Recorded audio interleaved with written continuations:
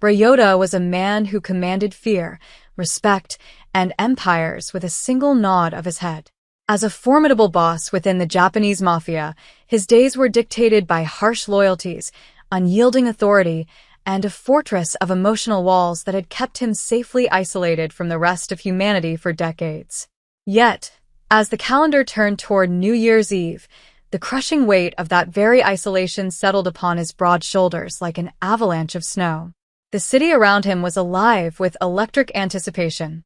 Fireworks were already beginning to paint the distant, freezing skyline in brilliant strokes of gold and crimson, while the sidewalks were flooded with couples holding hands, families bundled in thick winter coats, and friends laughing into the crisp night air. Ryota walked through these crowded streets as a ghost trapped within a remarkably expensive tailored suit. He had wealth that could buy entire city blocks, influence that could bend the will of politicians, and soldiers who would lay down their lives for him without a second thought, but tonight, he did not have a single genuine friend to call. That was the poignant reality Ryota faced as he watched the joyful world spin rapidly around him, utterly indifferent to his monumental existence. He possessed everything a man could possibly acquire in the material realm, yet he lacked the one intangible, fragile thing that makes the human experience actually worth enduring: genuine connection. The cold wind bit at his face, but the chill in his chest was far more piercing. He was a king without a home, wandering the festive streets with an empty heart, desperately craving just a fleeting moment of ordinary, unassuming warmth to remind him that he was still, beneath all the scars and the terrifying reputation, merely a human being. Seeking a temporary refuge from the suffocating loneliness of the icy streets, Ryota found himself standing outside the polished oak doors of the city's most exclusive fine dining establishment. Through the frosted glass windows, he could see a sanctuary of golden chandelier light, hear the faint, melodic strains of a live jazz band, and witness the beautiful symphony of clinking crystal glasses and unrestrained laughter. He pushed open the heavy doors, stepping into the enveloping warmth of the foyer, the rich scent of roasted meats and expensive perfumes washing over him. He approached the polished mahogany host stand, towering over the sharply dressed maitre d', an intimidating presence even when he was completely silent. The host looked up, his professional smile faltering for just a fraction of a second as his eyes took in the subtle, dangerous aura of the man standing before him, the faint tattoos peeking from beneath his collar, and the hardened, unreadable expression on his weathered face. Ryota simply asked for a table for one, his voice a low, gravelly rumble that usually commanded immediate obedience. The maitre d' swallowed hard, his eyes darting nervously around the bustling dining room, before offering a bow of polite regret. "I am so very sorry, sir, but we are completely and absolutely fully booked for the holiday evening, so I cannot offer you a seat tonight in another lifetime, or perhaps merely on another day." Ryota might have allowed his notorious temper to flare, utilizing his vast intimidation to force a table to materialize out of thin air. He was a man who never accepted defeat, who bent the world to his iron will. But tonight, a profound weariness had seeped deep into his bones. The sheer exhaustion of constantly fighting, of always being the terrifying force in the room, paralyzed his usual instincts. He simply offered a slow, heavy nod, accepting the quiet humiliation and the undeniable truth that all his dark power was utterly useless in the face of genuine, joyful human congregation. As he stood near the entrance, hesitating to turn back out into the bitter cold, he looked across the sea of happy patrons. They were completely absorbed in their own radiant bubbles of happiness, blind to the shadowy phantom lingering at the doorway. He felt an overwhelming urge to just disappear, to fade into the wallpaper, a wealthy, powerful man reduced to a forgotten bystander on the most celebrated night of the year. Tucked away in a cozy, dimly lit corner of that exact same bustling dining room, an entirely different kind of story was unfolding. Sitting across from each other were 27-year-old Chloe and her vibrant 8-year-old daughter Lily. Chloe was a vision of elegant, quiet strength, wearing a stunning emerald green dress that she had meticulously saved up for months just to wear on this special occasion.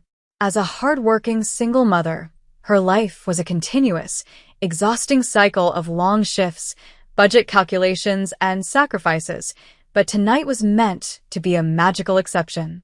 She wanted to give her daughter a taste of luxury, a memory of sparkling lights and gourmet food to ring in the new year with abundant hope.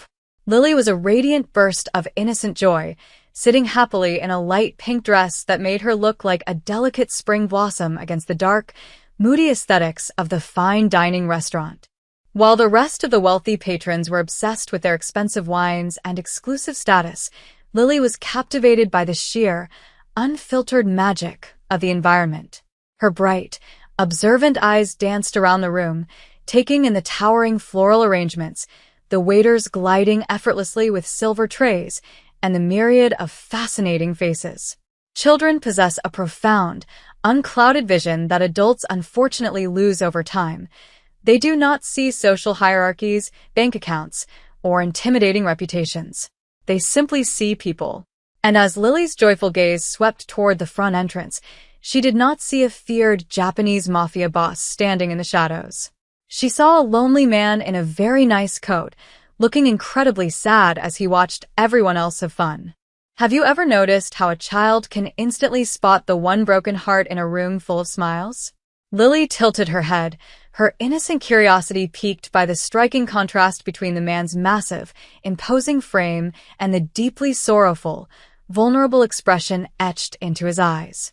While the adults in the room actively avoided making eye contact with the terrifying stranger at the door, Lily felt a sudden, overwhelmingly pure instinct to bridge the gap, her untainted heart recognizing a fellow human being who simply needed a friend on a night meant for togetherness.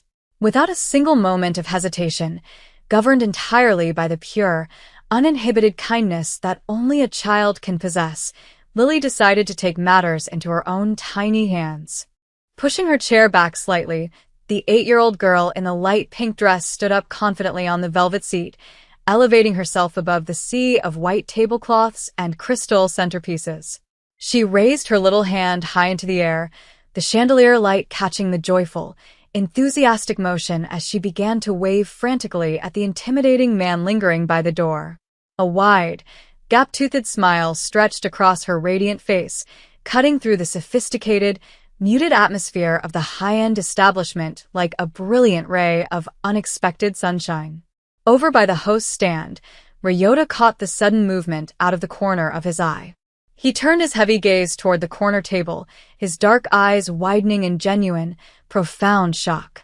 Assuming there was absolutely no way this innocent, glowing child was gesturing at him, a feared underworld boss, he slowly turned his head to look behind him, scanning the empty foyer for the true recipient of her joyous greeting. Seeing no one, he slowly turned back, raising a thick, heavily scarred finger to point uncertainly at his own chest. Lily nodded vigorously, her dark curls bouncing as her smile grew even wider, and she waved again, entirely undeterred by his fearsome appearance. At that moment, Chloe realized her daughter was standing on the expensive furniture. She reached out gently, her voice a soft, melodic correction. "Lily, sweetie, please sit down before you fall." As Chloe guided her daughter back into her seat, she followed the trajectory of Lily's bright gaze and finally saw the man standing at the entrance. A brief flash of maternal caution washed over her as she took in his sheer size, the hardened lines of his face, and the unmistakable aura of danger that clung to him.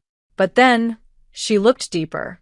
Beneath the intimidating exterior, she saw the undeniable gratitude, the raw vulnerability, and the heartbreaking loneliness that had flooded his eyes the moment her daughter waved. Instead of pulling Lily away in fear, Chloe made a radical, beautiful choice. She chose to embrace her daughter's boundless empathy, deciding that tonight, no one deserved to be left standing in the cold, no matter who they appeared to be. Chloe caught Ryota's bewildered, hesitant gaze across the crowded room and offered him a warm, reassuring smile that completely transformed her elegant features. With a gentle, welcoming gesture of her hand, she silently invited the solitary giant to cross the room and join their little table. Ryota stood completely paralyzed for a long, breathless moment, his heart hammering against his ribs in a way it never did during intense negotiations or dangerous confrontations. The sheer, unadulterated kindness of the gesture was so foreign to his deeply entrenched world of violence and transactional relationships that he almost did not know how to process it. Taking a deep, shaky breath, he slowly navigated his massive frame through the labyrinth of tightly packed tables, intensely aware of the vast contrast between his dark, imposing presence and the delicate elegance of the mother and daughter waiting for him. When he finally reached their corner, he hovered awkwardly, his hands shoved deep into his coat pockets, looking entirely out of place. "Are you quite sure?" he asked, his deep, gravelly voice laced with genuine hesitation and a profound fear of ruining their night. "I do not wish to intrude upon your beautiful evening." Chloe looked up at him, her eyes reflecting an ocean of unassuming wisdom and quiet grace. "Nobody should have to ring in the new year entirely by themselves," she replied softly, her voice carrying an undeniable, comforting warmth. "Please, take a seat with us slowly." Cautiously, Ryota lowered his large frame into the delicate dining chair across from them, feeling as though he had stepped into an alternate, magical dimension. The visual contrast at the table was staggering. The hardened, heavily scarred Japanese mafia boss sitting in quiet reverence across from the radiant African-American single mother in her stunning emerald green dress and her vibrant daughter in pink. Lily leaned forward immediately, her bright eyes wide with innocent fascination as she stared at the faint scars visible on his hands and jaw. "Are you a real superhero?" Lily asked, her tone entirely serious and filled with awe. "You look like you fight bad guys." A sudden, uncharacteristic sound rumbled deep within Ryota's chest, bubbling up until it transformed into a genuine, gentle chuckle that melted away years of hardened ice. "No, little one," he replied softly, a small, deeply emotional smile finally breaking across his weathered face.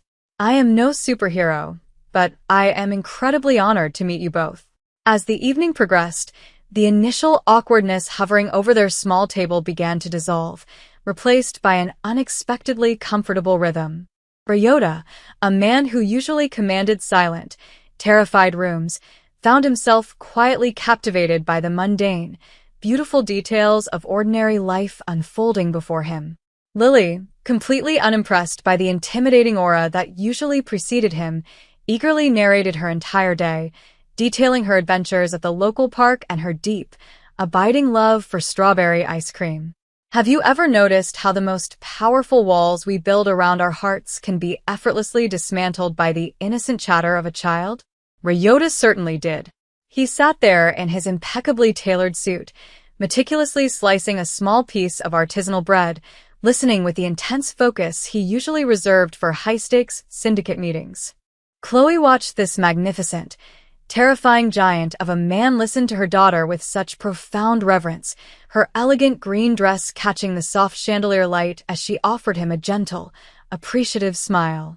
"She has quite the imagination, does she not?" Chloe remarked softly, her voice carrying a soothing cadence that made Ryota's perpetually tense shoulders drop an inch.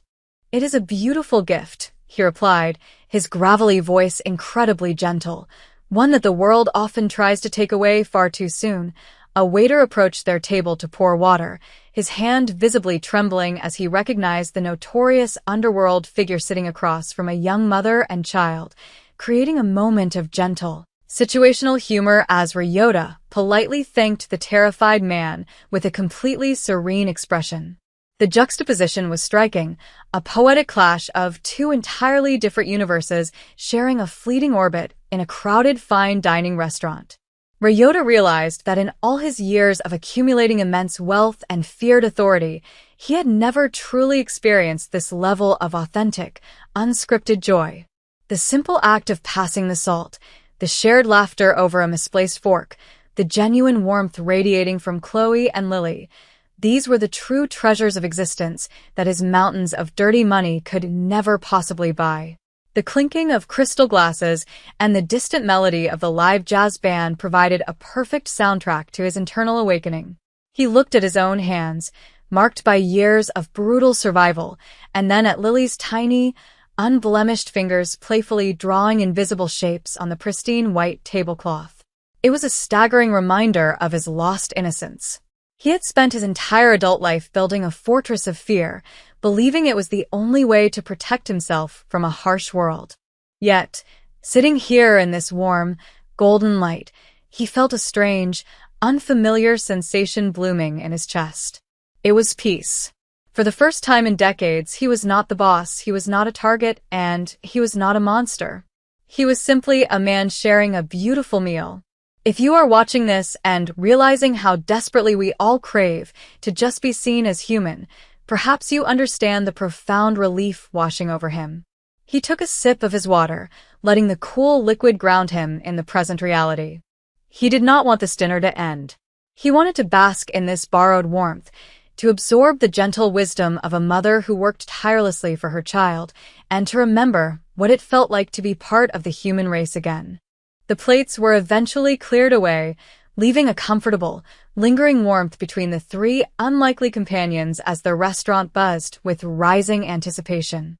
Chloe rested her delicate hands on the table, her dark eyes studying Ryota with a quiet, unassuming wisdom that seemed to see right through his formidable exterior. She could sense the deep, echoing chambers of isolation within him, recognizing the universal language of loneliness that transcends all boundaries of wealth, status, and background. "You carry a very heavy silence with you," Chloe observed quietly, her words not an accusation, but a gentle offering of pure empathy. Ryota looked down, the polished silver of his expensive watch catching the light, a stark symbol of the time he had lost entirely to the shadows. "I have built a life that requires a great deal of quiet," he admitted, his voice a low, rumbling confession. "But tonight, I realize the silence has simply become a cage. Have you ever confessed your deepest fear to a total stranger simply because they were the first person to truly ask how you were doing?" Chloe nodded slowly, offering a small, comforting smile that radiated immense strength. "Sometimes, we spend so much time building walls to keep the bad out, we forget to build a door to let the good in," she whispered gently, her words carrying the profound emotional weight of her own struggles as a hard-working single mother. Lily, sensing the slight shift into a more serious atmosphere, reached her tiny hand across the table and placed it directly over Ryota's massive, heavily scarred knuckles.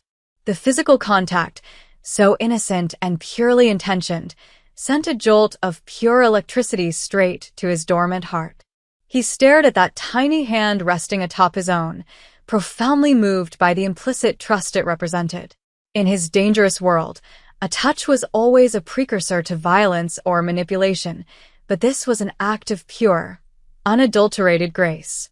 His eyes began to water, the blurred lights of the restaurant transforming into a brilliant, watery kaleidoscope. He did not pull away.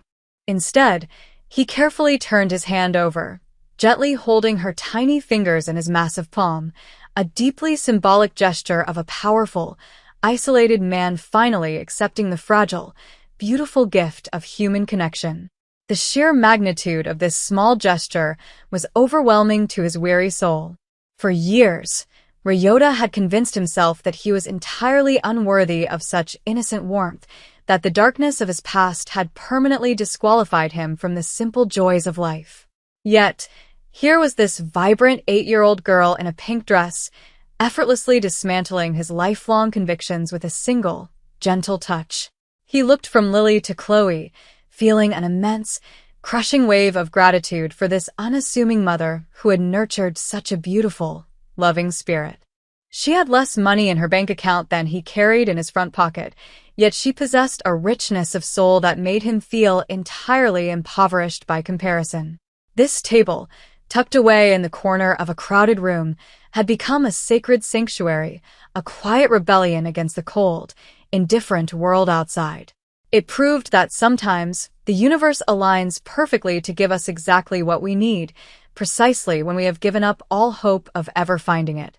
A sudden, collective cheer erupted from the center of the dining room, pulling Ryota from his deep emotional reverie as the live jazz band transitioned into an upbeat, rhythmic tempo.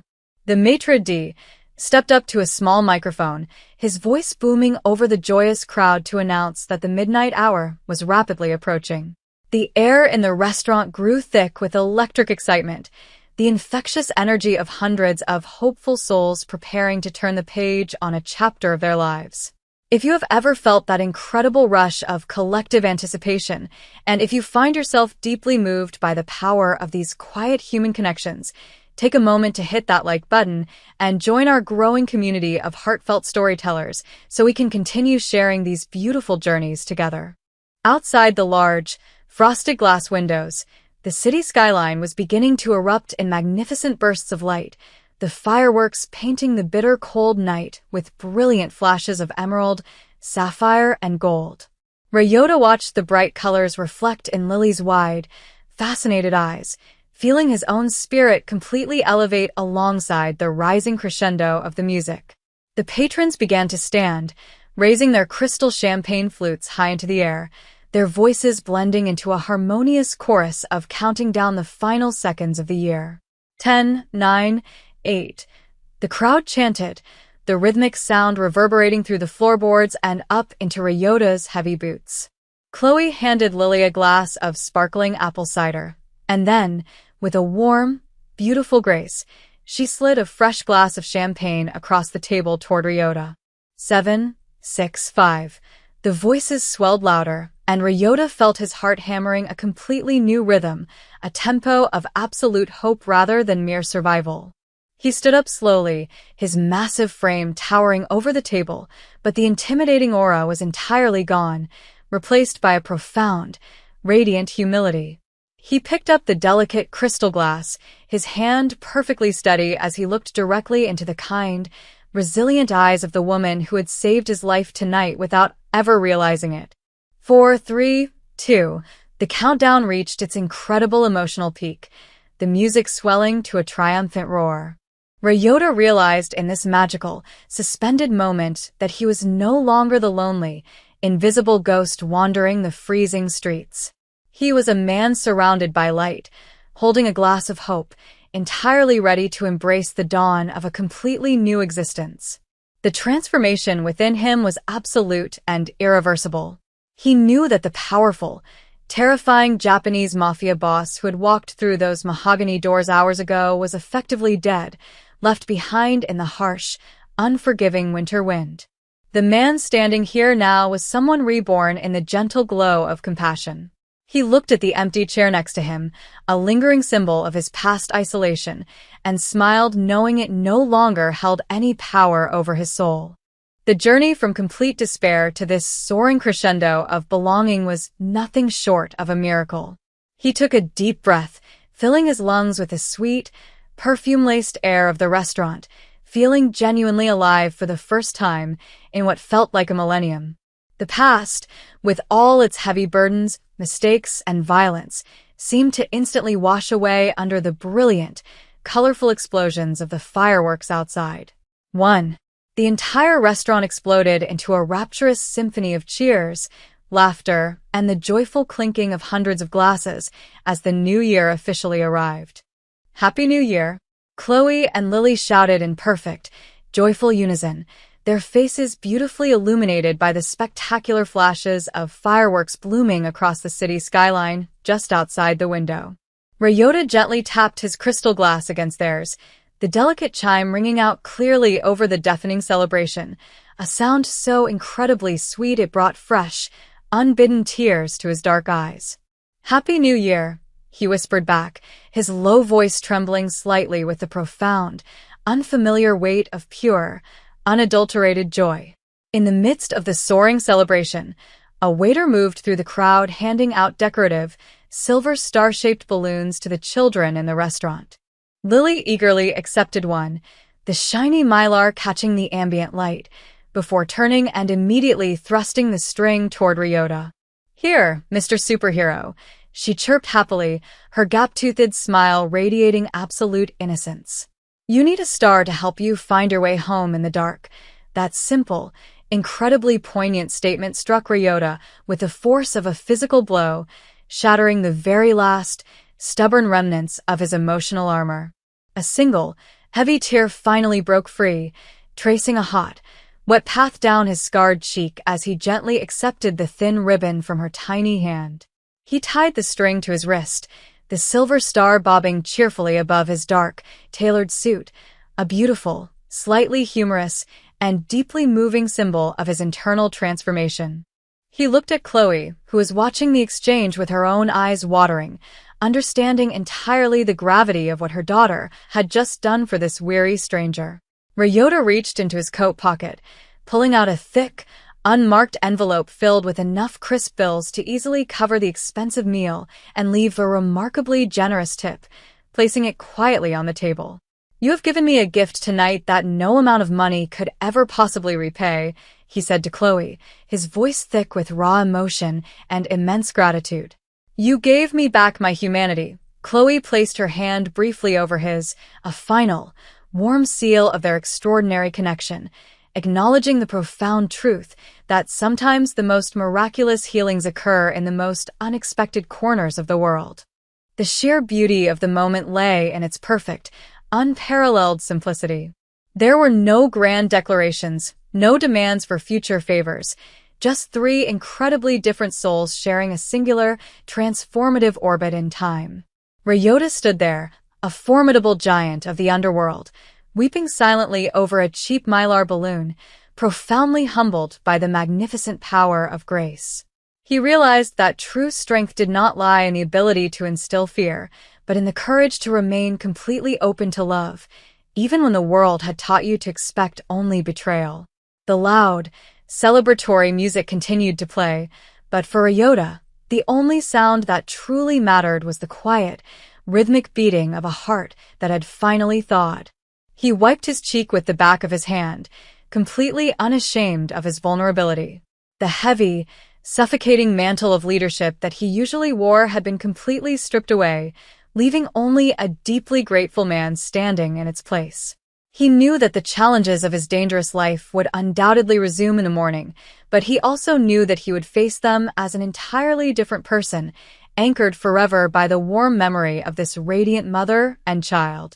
As the exhilarating rush of the midnight celebration slowly began to settle into a warm, comfortable hum, Ryota knew it was finally time for him to depart. He offered a remarkably deep, respectful bow to Chloe, a traditional gesture of profound honor that he usually reserved only for the highest echelons of society, acknowledging her as the true royalty in the room. He then crouched down slightly to look Lily directly in the eyes, his silver star balloon bobbing cheerfully above his head. "Thank you for seeing me," he told the little girl, his words carrying the absolute, unfiltered truth of a man whose soul had been completely resurrected. Walking back toward the mahogany front doors, Ryota felt physically lighter, as if a massive, invisible mountain had been permanently lifted from his broad shoulders. He stepped out into the freezing, bitter night air, but the brutal cold no longer seemed to pierce his skin. He carried a roaring, inextinguishable fire within his chest. The moral of this story is not merely about kindness. It is a profound testament to the extraordinary, life-altering power of visibility. Have you ever considered how many lives you could permanently change simply by choosing to look up from your own world and truly acknowledge the invisible people standing in the shadows? We move through our busy, chaotic lives building fortresses of wealth, status, and self-preservation, forgetting that the most potent medicine for the human condition is simply an open invitation to share a table. A single, unhesitating wave from an innocent child shattered decades of hardened isolation, proving that no soul is ever truly beyond the reach of genuine redemption. As Ryota disappeared down the bustling, snow-covered street, the silver star balloon bouncing softly above his dark silhouette, he was no longer a feared Japanese mafia boss wandering a lonely world. He was a deeply human being, connected to the beautifully messy fabric of life, walking confidently toward a hopeful dawn, forever changed by a little girl in a pink dress who simply decided to say hello. Remember this the next time you see someone standing alone in a crowded room. Your smile might just be the exact miracle they have been praying for. The universe is constantly offering us these brief, incredible windows of opportunity to bridge the vast canyons that separate us from one another. We can either choose to look away, comfortable in our own insulated bubbles, or we can choose to be like brave, vibrant Lily, standing on a chair and waving frantically at the darkness until it inevitably turns into light. It takes absolute courage to extend your hand to a stranger, especially one who carries the heavy, intimidating markers of a difficult past. Yet, as Chloe beautifully demonstrated, that courageous grace is precisely what slowly knits our fractured world back together. If you take away anything from Ryota's unforgettable New Year's Eve, let it be the steadfast belief that no matter how isolated you feel, or how thick the walls around your heart have become, the capacity for profound connection never truly dies. It simply slumbers, waiting patiently for the right moment, the right smile, or the right little silver balloon to guide it safely back home. So step out into your own life with your eyes wide open, ready to offer your own light to the shadows, because you never know who is standing out in the cold, desperately waiting for a simple invitation to finally come inside.